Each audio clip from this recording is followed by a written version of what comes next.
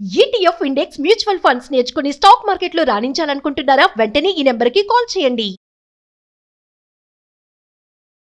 నమస్తే, welcome to Suman TV. నేను మానస. ధర్మస్థలి కర్ణాటకలో చాలా పవిత్రమైన ప్రదేశం. అక్కడ శ్రీ మంజునాథ స్వామి కొలువై ఉన్నారు. మరి అటువంటి పవిత్రమైన ప్రదేశంలో ఎన్నో వందల మంది అమ్మాయిలను దారుణంగా వాళ్ళని చంపి అక్కడ పూడ్చిపెట్టాను అని చెప్పేసి ఒక సోషల్ వర్కర్ ఆయన తెలియజేస్తూ ఉన్నారు. సో ఇది ఇప్పుడు హాట్ టాపిక్గా మారింది. ఫస్ట్ అయితే ఆ వర్కర్ చెప్పిన మాటల్ని ఎవరు నమ్మలేదు, కానీ ఆయన విత్ ప్రూఫ్స్ నేను చూపిస్తాను, నాకు ప్రొటెక్షన్ ఇస్తే అని చెప్తున్నారు. అసలు ఇది ఎంతవరకు నిజంగా అంత పవిత్రమైన ప్రదేశంలో ఇలాంటివన్నీ జరిగాయా అనే విషయాలు మనం ఈరోజు తెలుసుకుందాం. జూమ్ కాల్లో మనతో పాటు ఉన్నారు బాలలత గారు, సివిల్ ర్యాంకర్ అలాగే మెంటర్తో తనతో మాట్లాడదాం. బాలలత గారు నమస్తే అండి. హలో, నమస్తే అండి. సో బాలలత గారు చెప్పండి, మీరు కూడా చూస్తున్నారు, ఆల్రెడీ దీని గురించి మీరు కూడా స్పందించారు. నిజంగా ఇలాంటి సంఘటనలు అక్కడ జరుగున్నాయని అనుకుంటున్నారా?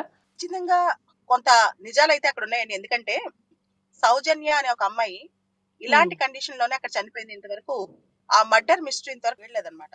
తర్వాత 2017లో మొన్న yes అండి. తర్వాత 60 సంవత్సరాల ఒక మహిళ మొన్న పోలీస్ స్టేషన్ కి వెళ్ళి అక్కడ నా కూతురు మెడికల్ స్టూడెంట్ డాక్టర్ చదువుతుంది, ఆ అమ్మాయి ధర్మస్థలకి వెళ్ళి మిస్ అయిపోయింది. 2003లో మిస్ అయింది. 22 సంవత్సరాలు అయింది. ఆ అమ్మాయి ఎక్కడుందో నాకు వెతికి తీయండి, చనిపోయింటే ఆ శవమైన ఆవిడ స్కెలిటన్ అనే చూపించండి అని చెప్పి ఒక తల్లి వాపోతుంది అనమాట. అంటే చాలా కథనాలు వెలుగులోకి వస్తున్నాయి. ప్రజలందరూ ఇప్పుడు కోరుతున్నారు ఏది నిజం తెలియాలని చెప్పి. యాక్చువల్లీ 1998 నుంచి 2014 వరకు కూడా అక్కడ పనిచేసిన ఒక పరిశుద్ధ కార్మికుడు, అంటే అక్కడ శుద్ధం చేసే శానిటరీ వర్కర్ అనమాట. శానిటరీ వర్కర్ ఏం చేశాడంటే, నేను నా చేత బలవంతం పెట్టి చాలా బరియల్స్ చేపించారు. ముఖ్యంగా స్త్రీలు, అమ్మాయిలు, వాళ్ళపైన సెక్షువల్ అసాల్ట్ జరిగినట్టు గుర్తు కూడా కనిపిస్తుంది. చాలా మందికి ఒంటిపైన వస్త్రాలు కూడా లేవు, అండర్ గార్మెంట్స్ కూడా లేవు. అలాంటి స్థితిలో ఉన్నారు. ఆ స్కెలిటన్ ఒకటి నేను చూసాను, నేను తవ్వి చూసాను. ఒక పాప, చిన్న పాపదైతే అక్కడున్న ఒక పెట్రోల్ బంక్ దగ్గర నేనే పాతి పెట్టాను. ఇలా వందల కొద్ది పాతి పెట్టాను 20 సంవత్సరాల కాలంలో. బాగా బెదిరించి నా చేత ఈ పని చేయించారు. నాకు మనశ్శాంతి లేదు.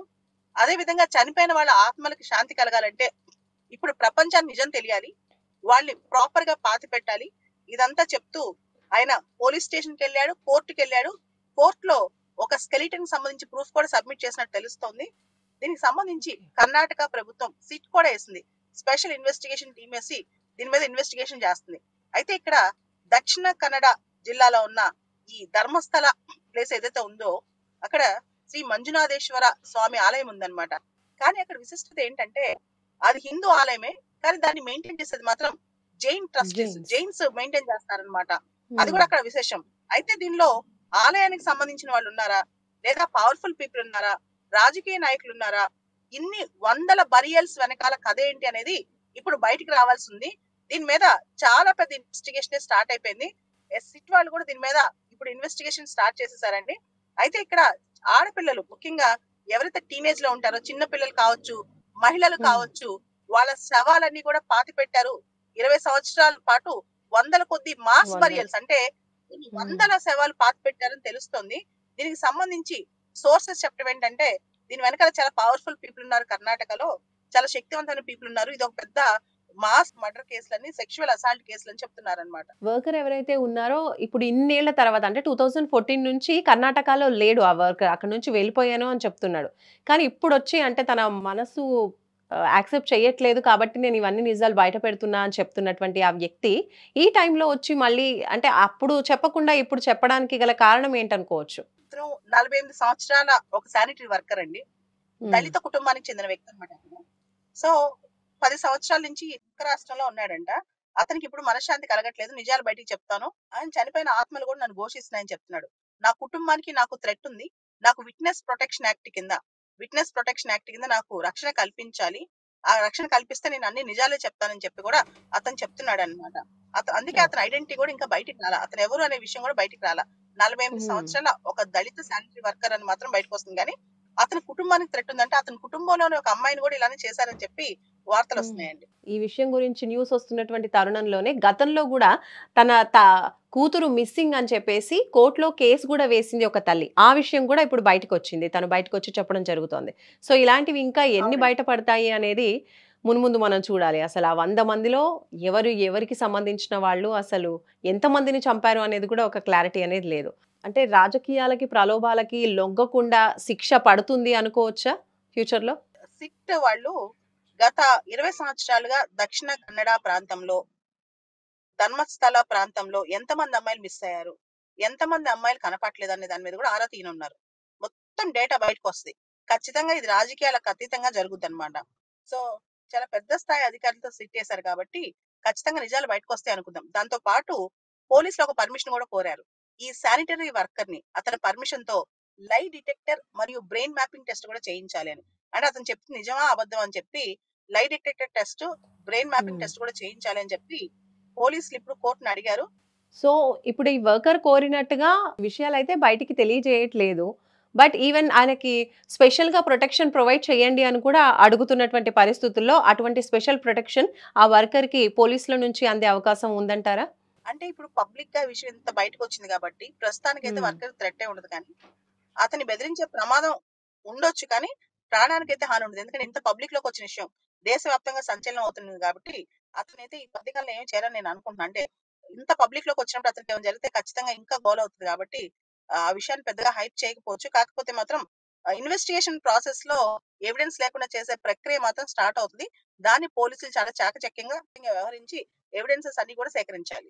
ముఖ్యంగా సౌజన్య అనే అమ్మాయి మర్డర్ గాని, ఈ అనన్య అనే డాక్టర్ ఎవరైతే మెడికల్ స్టూడెంట్ ఉన్నారో వాళ్ళ అమ్మ 22 సంవత్సరాల నుంచి ఒక ఆడపిల్ల కనపడపోతే ఆ తల్లి యొక్క బాధ, 22 సంవత్సరాల నుంచి ఒక ఆడపిల్ల కనపడపోతే ఆ తల్లి యొక్క బాధ ఎంత వర్ణాతీతంగా ఉంటుంది అనేది కూడా మనం ఆలోచించాలి. ఇలా ఎంతమంది ఆడపిల్లలు మిస్ అయ్యారు అనే దాని మీద పెద్ద చర్చ. సో అక్కడ ఇప్పుడు జస్టిస్ ఫర్ సౌజన్య అని కూడా ఉద్యమం జరుగుతోంది. దీనిపై ఏం చెప్తారు? ఖచ్చితంగా కర్ణాటకలో మాత్రమే కాదు, పార్లమెంట్ లో కూడా. ఎందుకంటే పార్లమెంట్ మాన్సూన్ సెషన్ జరుగుతుంది కాబట్టి ఈ అంశం చర్చలోకి రావాలి. ఎందుకంటే ఇది దేశంలో ఆడపిల్లల భద్రత సమస్య. ఒక అమ్మాయికి దేశంలో బతికే ఆ హక్కు కూడా లేదా? ఇంతమంది అమ్మాయిలు సెక్షువల్ అసాల్ట్ గురై మాస్ గా బరియలు జరిగితే ప్రభుత్వమే కాదు దేశం కూడా బాధ్యత వహించాలి. సభ్య సమాజం కూడా ఇది ప్రశ్నించాలి. అప్పుడే నిజాలు బయటకు వస్తాయండి. కాబట్టి ఇది పార్లమెంట్ లో చర్చ జరగాలని కూడా నేను కోరుకుంటున్నాను ఈ అంశం పైన. అంటే ఇప్పటివరకు చూసినట్లయితే ఆ ధర్మస్థలి అంటే ఆ దేవుడి ఆలయానికి చాలా మంది మనకి ఒక తల్లి తన చైల్డ్ మిస్సింగ్ అని చెప్పి తన అమ్మాయి మిస్సింగ్ అన్న విషయంలో కూడా చక్కగా దేవుణ్ణి దర్శించుకోవడానికి వెళ్ళినటువంటి పరిస్థితుల్లో మిస్ అయింది. ఇంకా దర్శనం చేసుకొని వస్తుంది అనుకున్నటువంటి అమ్మాయి తిరిగి రాలేదు అని చెప్తున్నారు. అంటే చాలా మంది కూడా ఆ ప్లేస్‌లో అంటే దేవుని దర్శనాని కోసమే వచ్చినటువంటి పరిస్థితులు చాలానే ఉండొచ్చు. అలాంటి అమ్మాయిలకు కూడా ప్రొటెక్షన్ లేకపోవడాన్ని అసలు ఏ విధంగా చూడొచ్చు? ఖచ్చితంగా ఇది లా అండ్ ఆర్డర్ ఫెయిల్యూర్. రెండోది ఖచ్చితంగా దీనిలో పొలిటికల్ ఇంటర్ఫిరెన్స్ లేకపోతే ఇంత దూరం రాదు. చాలా పెద్ద వ్యక్తులే ఉన్నారని నేను హ్మ్. నేను భావిస్తున్నానండి. ఒకవేళ శానిటరీ వర్కర్ చెప్తున్న నిజమైతే కనుక టెంపుల్ అడ్మినిస్ట్రేషన్ కూడా నేను ట్రాన్స్పరెంట్ గా ఉన్నాను, ఇన్వెస్టిగేషన్ సహకరిస్తానని చెప్తున్నా. ఎవరెవరు అంటే మొత్తం అడ్మినిస్ట్రేషన్ లేకపోయినా ఖచ్చితంగా కొంతమందికి అయితే దీనిలో ఇన్వాల్వ్మెంట్ ఉండే అవకాశం ఉంటుంది కాబట్టి పూర్తి స్థాయిలో ఇన్వెస్టిగేషన్ జరిగితేనే నిజాలు బయటకు వస్తాయి. ఓకే. అంటే టెంపుల్ టీమ్ కూడా ఉండి ఉండొచ్చని అనుమానపడుతున్నారు. ఖచ్చితంగా ఎవరైనా ఓకే. సో ఫైనల్లీ చివరగా మీరు ఈ ఘటన పైన మీరేం చెప్తారు? దేశవ్యాప్తంగా మనం చూస్తే గనక అమ్మాయిల పైన సెక్షువల్ అసాల్ట్స్ కావచ్చు విపరీతంగా పెరిగిపోయాయి. చదువుకున్న పెరిగిపోతున్నాయి. వాళ్ళకి చదువుకున్న వాళ్ళకి తేడా లేకుండా ఉందన్నమాట. మెడికల్ కాలేజీల్లో, లా కాలేజీలో, పెద్ద పెద్ద యూనివర్సిటీస్ లో కూడా ఆడపిల్లని వదలట్లేదు. ఇట్లాంటి టైంలో హ్మ్. ఆడపిల్లని ఇలాంటి వాటికి కఠినమైన శిక్షలు కఠినంగా జరిగితే గనక అంటే ఇమీడియట్ గా ఇన్వెస్టిగేషన్ 1 మంత్ 2 మంత్స్ లో తేలి ఎవరైతే హ్మ్. పెద్దవాళ్ళు ఇన్వాల్వ్ అయినా సరే శిక్ష పడితే గనక ఇలాంటి విషయాల్లో ఖచ్చితంగా ఇంకొకటిసారి రిపీట్ కాకుండా ఉంటుందండి. Right. Thank you ma'am. Thank you. So చూస్తున్నారు కదండి, కర్ణాటకలోని ధర్మస్థలిలో ఎంతో పవిత్రమైన ప్రదేశంలో దేవుడిని దర్శించుకుందామని వచ్చినటువంటి మహిళలకి, అమ్మాయిలకి కూడా ప్రొటెక్షన్ లేకుండా పోతోంది. దాదాపు ఒక 100కి పైగా అమ్మాయిల్ని, మహిళల్ని, చిన్నపిల్లల్ని కూడా పూడ్చిపెట్టాను అని చెప్పేసి అక్కడ వర్క్ చేసేటటువంటి ఒక వర్కర్ చెప్తున్నాడు. అలాగే 10 సంవత్సరాల నుంచి ఆయన అయితే అసలు ఆ ప్లేస్‌లో ఉండట్లేదు. ఎందుకు ఇలా చేశాడు అనంటే తనని ఫోర్స్ చేసి ఇలా మాస్ బరీయింగ్ చేయమని చెప్పారు. తన కుటుంబంలోని ఒక వ్యక్తికి కూడా, ఒక అమ్మాయికి కూడా ఇలానే జరిగింది అని చెప్పి చాలా మనస్తాపంతో ఇప్పుడు ఆయన బయటపడి నేను ప్రూఫ్స్‌తో సహా మీకు నిరూపిస్తాను. చెప్పేదంతా కూడా నిజమే. వందల మందిని నేను ఇలా బరీ చేశాను. చాలా దారుణమైన పరిస్థితుల్లో అమ్మాయిల్ని అలా చంపిన ఆ అమ్మాయిల్ని మేము బరీ చేయడం అయితే జరిగిందని చెప్పి చెప్తున్నారు. దానికి కర్ణాటక ప్రభుత్వం కూడా స్పందించింది. అతనికి కూడా ప్రొటెక్షన్ ప్రొవైడ్ చేస్తూనే చెప్పినవి నిజమా కాదా అని చెప్పేసి ఒక సిట్ని అయితే కర్ణాటక కోర్టు అలాగే పోలీసులు ఏర్పాటు చేయడం జరిగింది. సో దీనికి సంబంధించి విచారణ అయితే చాలా సీరియస్ గానే జరిపించబోతున్నట్టుగా మనకు తెలుస్తోంది. సో మున్ముందు ఎలాంటి నిజాలు బయటపడతాయి అనేది చూడాలి. చూస్తూనే ఉండండి సుమన్ టీవీ. నమస్తే.